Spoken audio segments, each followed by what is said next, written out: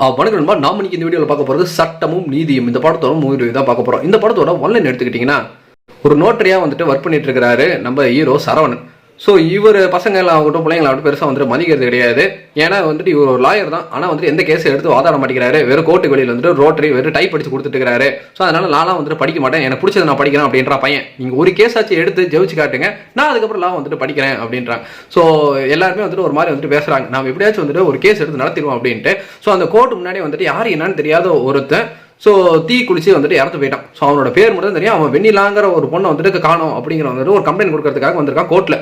So இப்படி இருக்கிற ஒரு சுச்சுவேஷன். இதோ மட்டும் தான் தெரியும், அவன் பேர் தெரியும், அவன் பொண்ணு காணோங்கிறாங்க. அது கம்ப்ளைண்ட் கொடுக்கறதுக்காக வந்திருக்கான். பொண்ணோட பேர் வெண்ணிலா. இது மட்டும் தான் தெரியும். இதை வச்சுட்டு ஒரு பொதுநல வழக்கம் வந்துட்டு இந்த கேஸ் வந்துட்டு சரவணன் வந்துட்டு எடுக்கிறாரு.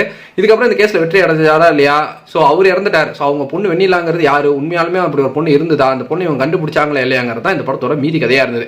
இது ஒரு வெப் சீரிஸாக தான் ரிலீஸ் பண்ணிடுறாங்க. ஆனால் படத்தோட ரன் டைம் தான் ஒரு 2.5 மணி நேரத்துக்குள்ள தான் இந்த ஒரு வெப் சீரிஸ்ங்கிறது ஓடுது. அது எதுக்கு வந்துட்டு ஃபர்ஸ்ட் வெப் சீரிஸாக விட்டுருக்காங்கன்னு தெரியல.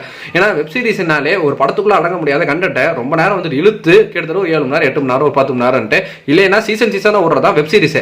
ஆனால் இப்போ எல்லாருமே வந்துட்டு தமிழ் ஒரு வெப் சீரிஸ்லாம் 2.5 மணி நேரம் 3 மணி நேரம் இதுக்குள்ள தான் இருக்கு. இது எதுக்கு வெப் சீரிஸ் தாராளமாக டைரக்டாக ஒரு படமாவே வந்துட்டு விட்டுருக்கலாம்ல அப்படிங்கிறது எனக்கு ஏன் இப்படி விடுறாங்கன்னு ஒரு கேள்வியாக தான் இருக்கு. படத்தில் சரவணன் வந்துட்டு ரொம்ப சூப்பராக பண்ணியிருந்தாரு.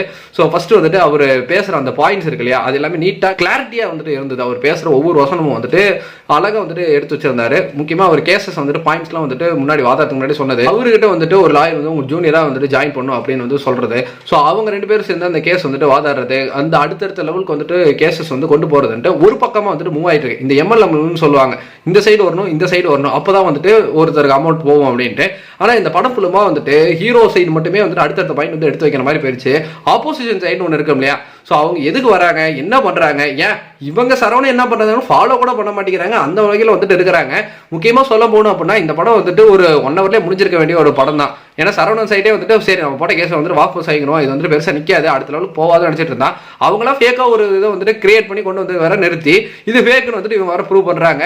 ரொம்ப வீக்கஸ்ட் சைடாக இருந்தது ஆப்போசிஷன் சைடு. அந்த சைடு எதுவுமே பிளான் பண்ணவும் இல்லை. சரி எந்த பிளானும் பண்ணல அப்படின்னா கூட இவங்க என்ன பண்ணுறாங்கன்னு இவங்கள ஃபாலோ பண்ணியிருந்தா கூட அடுத்தடுத்த லீடு கிடச்சிருக்கும். அந்த லீடை வந்துட்டு எப்படி தடுக்கிறாங்க, இது மீறி எப்படி அவங்க கொண்டு வந்து கோர்ட்டில் ப்ரொடியூஸ் பண்ணுறாங்கன்னு அந்த ஒரு கேப்டன் மோஸ்ட் கேமுங்கிறது வந்துட்டு பயங்கரமாக இருக்கும். கோர்ட் ட்ராமால இது சுத்தமாக வந்துட்டு கிடையாது. ஒரு இடம் மட்டும் இப்படி மேலே போயிட்டே இருக்கு, ஒரு இடம் அப்படியே ஸ்டாப் ஆகி கடைசி கிளைமேக்ஸ் வந்துட்டு ரொம்ப சப்பன் வந்துட்டு முடிச்சிட்டாங்க. இந்த ஃபிளாஷ்பேக் ஆகட்டும், இந்த படம் பொறுத்த வரைக்கும் எனக்கு ஒன் டைம் வந்துட்டு ஒரு வாட்சபிளான மூவியாக தான் இருந்தது.